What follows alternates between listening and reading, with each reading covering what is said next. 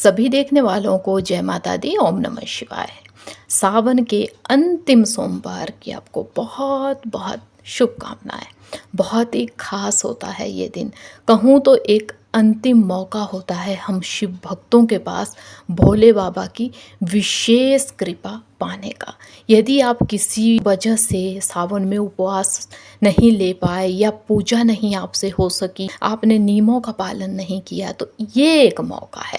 इस मौके को हाथ से ना जाने दे। अंत तक वीडियो देखिएगा, कितना ही शुभ होने वाला है आपके लिए भी ये सावन का महीना। तो सबसे पहले जिन्होंने तो उपवास लिया है उनको उद्यापन का विधान इसमें आता है। उसके बाद आप आगे जान लीजिए, यदि आपने उपवास लिया है तो भी ये नियम है, ना लिया है तो भी आप इन चीज़ों को अपना के अपनी मनोकामना जो भी आपकी है वो आपकी सफल होने वाली है, यदि आप इन चीज़ों को मानेंगे तो सुबह जल्दी में उठना है, साफ आप कपड़े पहने।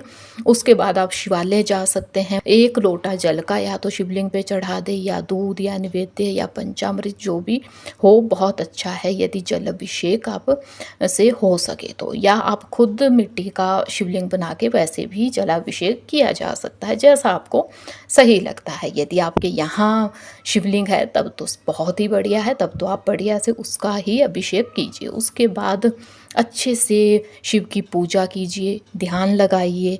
यदि कुछ मनोकामना है वो कहिए, यदि उपवास है तो संकल्प आप लीजिएगा उपवास का। अब आइए चलते हैं जाने क्या नहीं खाना है। तो देखिए, जो नॉन वेज होता है, मीट मांस मछली जो भी, वो कतई खाना नहीं है। लाए भी ना अपने किचन में इन चीज़ों को। अंडा आपको बिल्कुल नहीं खाना है। तामसिक चीज़ें गलती से भी ना ले जिसमें लहसुन प्याज भी आता है, तो आपको किसी भी चीज़ में लहसुन प्याज डाल के नहीं खाना है। यहाँ तक कि उपवास भी खुलेगा तो उस खाने में भी लहसुन प्याज नहीं होगा। बिल्कुल वैसे ही बैंगन, बैंगन को बिल्कुल निषेध मानते हैं।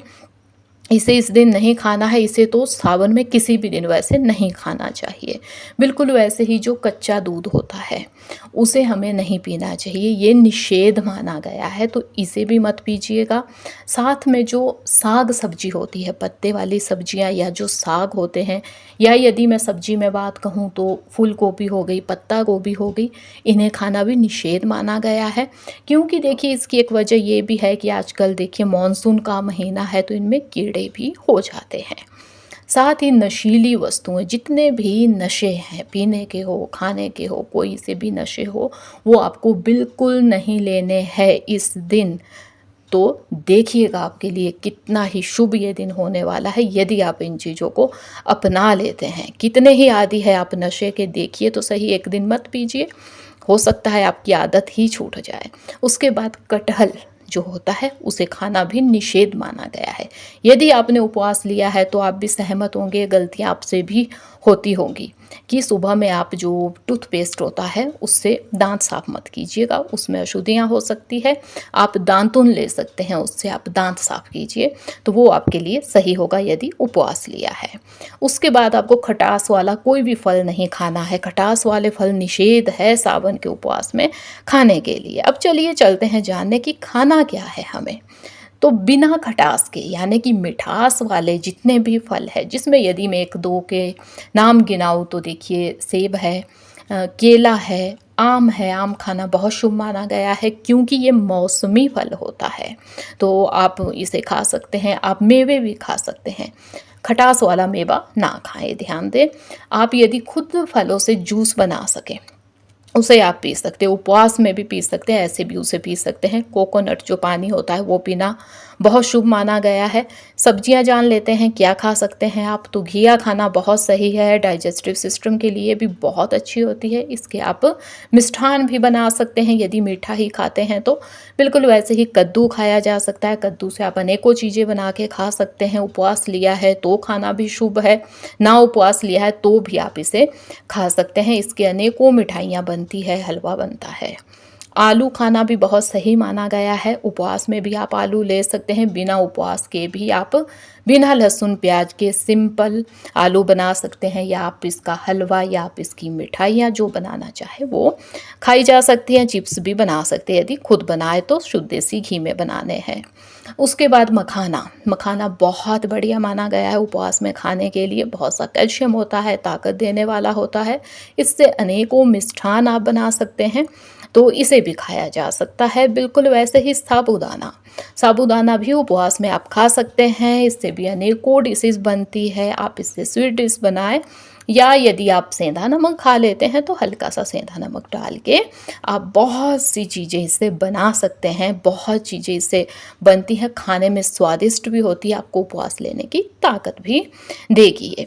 उसके बाद जो उपवास के आटे आते हैं, बहुत से आटे होते हैं ना जो उपवास में खाए जाते हैं, चावल भी आते हैं उपवास वाले, तो वो भी यूज़ किए जा सकते हैं। यदि आप ताज़ा लाए हैं, आपने उन्हें छान लिया है, उसमें कोई अशुद्धियाँ ना हो, इसका विशेष ध्यान दें। यदि सब कुछ सही है तो आप उसके बाद उसकी अनेकों चीज़ें बना के खा सकते हैं। स्वीट डिश भी खा सकते हैं। यदि नमक खा लेते हैं तो नमक भी यूज़ किया जा सकता है, सेंधा नमक केवल। उसके बाद उबला हुआ दूध यानी कि पका हुआ दूध भी आप पी सकते हैं।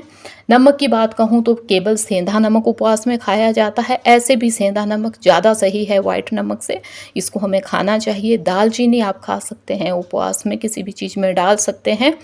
लौंग हो गया, इलायची है, सौंफ है, ये चीज़ें सभी जो है वो उपवास में यूज़ की जा सकती है।